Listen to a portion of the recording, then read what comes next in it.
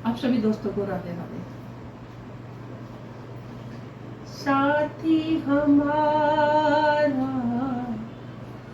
कौन बनेगा, साथी हमारा कौन बनेगा, तुम न सुनोगे कौन सुनेगा, तुम न सुनोगे कौन सुनेगा। जब भी हमें दुख होए या पीड़ा होए तो सिर्फ अपने प्रभु से बोले, क्योंकि जो वो सुनता है ना वो कोई नहीं सुनता, और जो वो साथ देता है कोई नहीं देता। चाहे वो अपनी औलाद हो, चाहे अपने पति हो, चाहे अपने माँ बाप हो, चाहे भाई बहन हो, कोई हमें हमारी नहीं सुनता, पर जो वो सुनता है ना वो कोई नहीं सुनता। श्री कृष्ण जी से अगर तुमने लगाव रखना है तो सोच समझ के रखना, क्योंकि इसे छलिया कहते हैं। ये बहुत छलता है और ऐसी ऐसी पीड़ा देता है ना, ऐसी ऐसी पीड़ा देता है कि इंसान का रोना निकाल देता है। एक बार तो इंसान ये कह उठता है कि कृष्णा आप बस हो गई।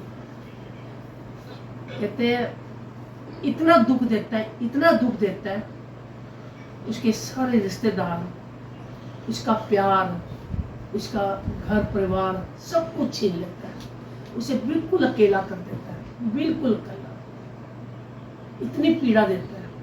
लेकिन अगर हम उस पीड़ा को सह के भी प्रभु को ना भूले तो फिर वो जो जो कुछ उसे छीना होता है वो दुगना तिगना चौगना करके वो आपकी झोली में डाल देता है। कहते हैं बंसरी से किसी ने पूछा तुम श्री कृष्ण जी की फोटो पे कैसे सजी हो, तो बंसरी के बाप थे, उन्होंने बड़े ही उससे कहा कि मैं जंगल में अपने साथियों के साथ खड़ी थी और हरे कृष्णा कृष्णा का जाप करती थी। इतने में एक लकड़हारा आया, उसने उस बांसुरी को बांस को काटा, उसको छीला, उसको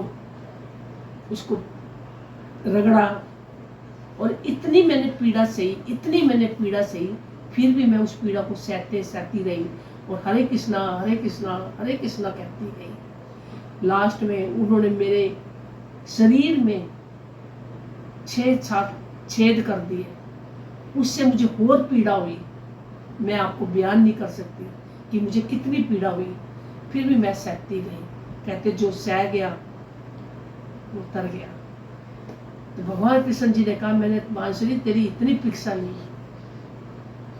तू अपने झुंड में अपने सब सखाओं के साथ खड़ी थी, मैं तुझे वहां से लेके आया, तेरे शरीर में कितनी यातना दी, तेरे शरीर में मैंने छेद करा दिए, पर तू उस सफलता में सफल हुई है, तो तू जीत गई है, आज से तू मेरे फोटो पे सज गई। तो कहने का भाव है कि अगर छलिया से प्रेम करना है तो सोच समझ के करना है। वो छलता बहुत है, लेकिन वो जो वो है मैं आपको बता ही नहीं सकती वो क्या है। राधे राधे।